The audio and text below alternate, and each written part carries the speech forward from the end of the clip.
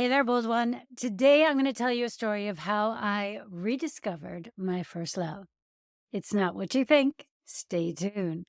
When I relaunched my acting career as a 47-year-old woman in a foreign country, no less, I felt like I was standing at the big gaping mouth of a giant maze.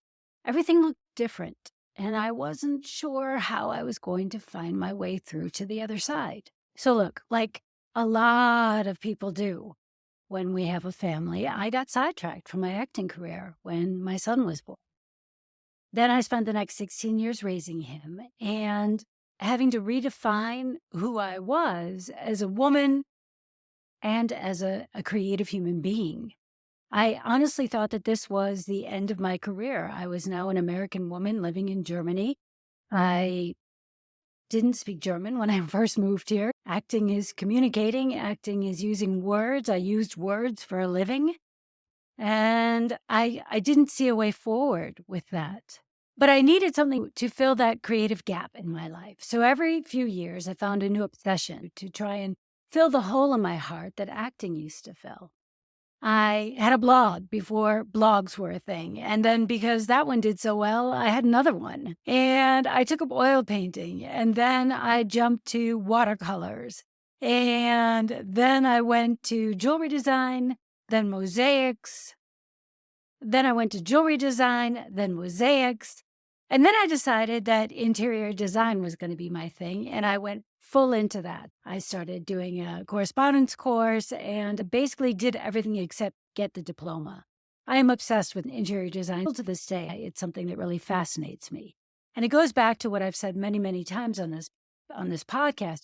We are all multifaceted human beings. And each one of those facets represents a life that we could have lived, a path that we could have taken. But the truth is, and the thing that I didn't realize was that I was looking for something to fill the hole that not being able to act had left in my life. Because while I enjoyed all those other things, nothing lit me up like acting does. You see, before I met my husband, I had a pretty good career as an actress in Chicago. Mostly I was doing theater, but every now and then I got booked for films. And I had even started to make enough money that SAG, the Screen Actors Guild, which is now SAG-AFTRA, was paying my health insurance. So I was really, like, by all intents and purposes, I was doing okay. And I was really happy with it. I was, in my mid-20s. So that was kind of like, I was fine. I had enough money to go out to dinner and meet my friends. So it was good. I didn't know what next year was going to look like, but that year was good. But the truth is, I've always wanted to be a mom. And so when I got pregnant by my then German boyfriend, who is my now German husband, I uprooted myself and I moved across the ocean all the way to Munich. Flash forward a couple of years. I had a beautiful family. I had a beautiful life. And I found my groove actually right away doing voice work, moderation, and commercials. So I was doing acting adjacent stuff. And the thing about this is, it's really fun. You work with a lot of creative people in studios on commercial sets and doing moderation. Like I was a moderator, presenter. I always forget to call it a moderator here in Germany. But I would do like the intros and the outros for Audi TV and Allianz TV and for all these like big convention things. So the money was really, really, really good. We ended up buying a house in Florida with the money that I was making. But the creative fulfillment, not so much. It was fun. Don't get me wrong, it was fun, but it wasn't creatively fulfilling. I am really good at reading from a prompter, which is what I did all that, all those years. And I'm very used to speaking into a microphone. And once you learn these skills, you don't even think about them anymore. So it wasn't like anything was challenging me. And it's not like you are diving into the deep meat of a role or something when you're doing commercials or voice work or moderation.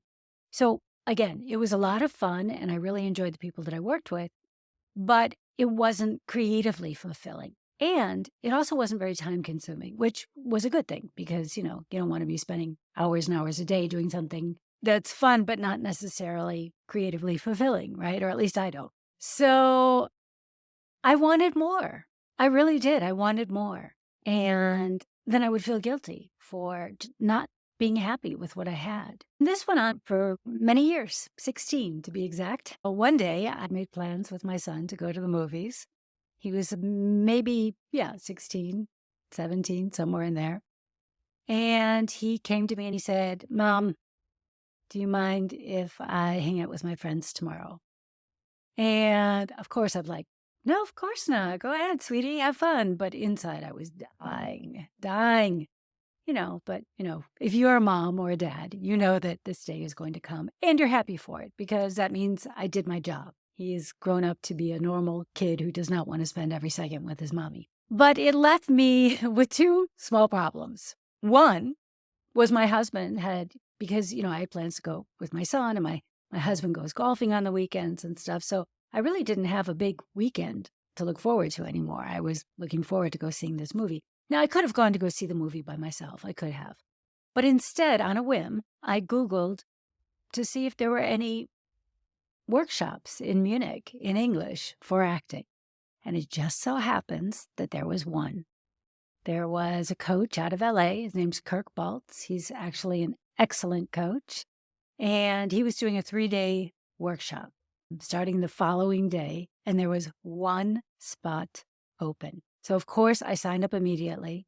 And I got up the next morning and I went and did this workshop. And it was exhilarating and it was scary. And I felt like, like when you stoke a fire, like when coals are sort of red and you put some like kindling on top of that and then you stoke it a little bit and all of a sudden it just goes, what? That's what happened to me. I just felt like the fire that had been simmering in my belly for so long, all of a sudden was just like full blast. And he saw it as well. He was like, "You need to continue. You need to get together with you, a couple of other people in the class who also seemed very passionate about acting, and create a small community and start, acting, doing scenes and seeing what you can do together." I left that workshop 3 days later and it changed my life. It truly did. It changed my life. I knew that there was no turning back. I knew that I had been trying to breathe underwater for 16 years. And I had finally found my element again. I was not willing to put my dreams, my love on the back burner again for anyone or any reason.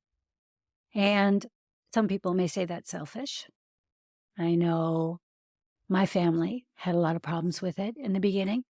Maybe it was selfish, but that was 10 years ago. And, spoiler alert, everybody's very supportive now. Since then, I've been able to reestablish myself as a working actor. And that's, I came back into this business when I was 47 years old, living in Germany, not speaking German perfectly. My German is good, but it's definitely not perfect. You know immediately that I'm not a German. And I had all these things going against me, right?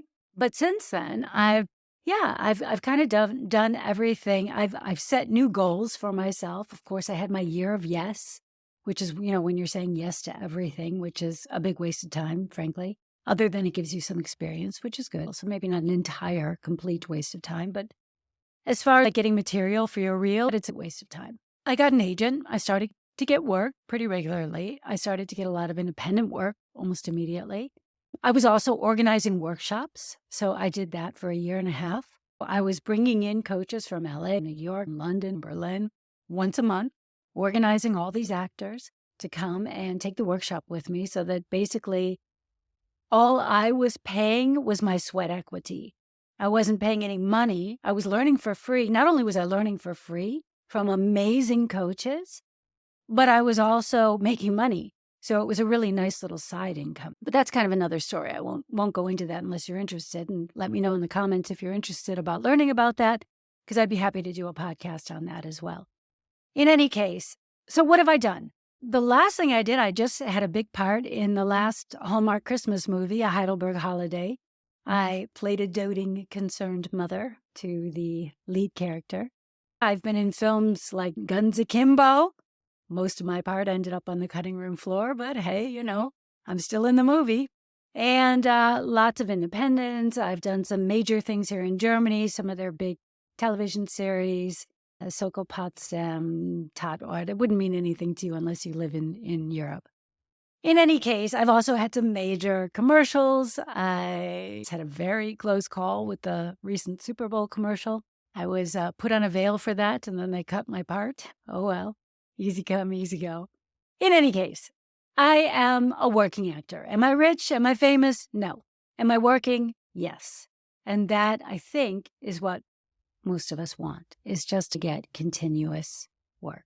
So here are the 5 things that I learned that will help you. Number 1, declare to yourself and to the world that you are an actor. Now, I know this one sounds obvious, right? But it's not. So a lot of actors, so many actors, are not willing to actually claim. They feel like all this imposter syndrome comes up as soon as they say, I am an actor. So you have to get past that in order to be an actor, obviously, right? Number 2, identify what is about yourself that is going to make you stand out in this crowded and competitive market. What sets me apart from other white, dark-haired, green-eyed women in their 50s? What sets me apart? So you have to know what that special thing's about yourself, right? And I can give you a hint. Part of it, because what sets us apart is our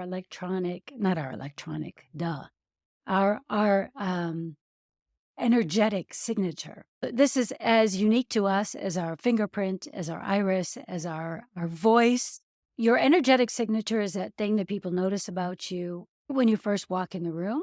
Then as they begin to get to know you, they notice more about you. And as they really get to know you, they know what it is, right? It's that thing that people say about you when you leave the room, depending on how well they know you, right? So this will be like the 3 stages of understanding your energetic signature. So it's made up of many things. It's not just one thing, right? And it's certainly not typecasting. So you have to understand your energetic signature, what makes you completely unique, so that you know how to position yourself in the market so that you stand out. Number 3, create a strategy and a framework for yourself that moves the needle on your career just a little bit every day. So 1% a day, think about that. 1% every day is huge if you look at that over the course of a year. Like if you could be 365% better from where you are today, that's amazing. That's huge. And then do that again next year and the following year, right? So getting a little bit better, striving to be a little bit better, striving to understand more about the business, about who you are, about what you have to offer, all of that. If you can just get 1% better at that every day, it's cumulative. All of that is cumulative. And over time, you have to trust in time, a little bit of patience. You're going to be amazing. And you're going to know what you have to offer. Number 4, identify where you want to go. This one is really important. Identify where you want to go and who you want to work with. You need to know where you're aiming, right? Just like when an airplane, if you get into an airplane and like, for instance, say I'm flying from Munich to go to LA to go visit my son. When I get in that airplane and there are strong winds pushing against the airplane is sort of being pushed off track and having to get back on track, right? So, and that's happening the entire way. And if the pilots weren't course correcting, I might end up in New York. And I don't want to be in New York. I want to be in LA because that's where my son is. So you need to have a destination. And then you also need to have a framework with which you can self-assess and know that you are on track and staying on track. And number 5, begin to develop authentic relationships with the people who are going to be able to help you. And I don't mean use them or create transactional relationships.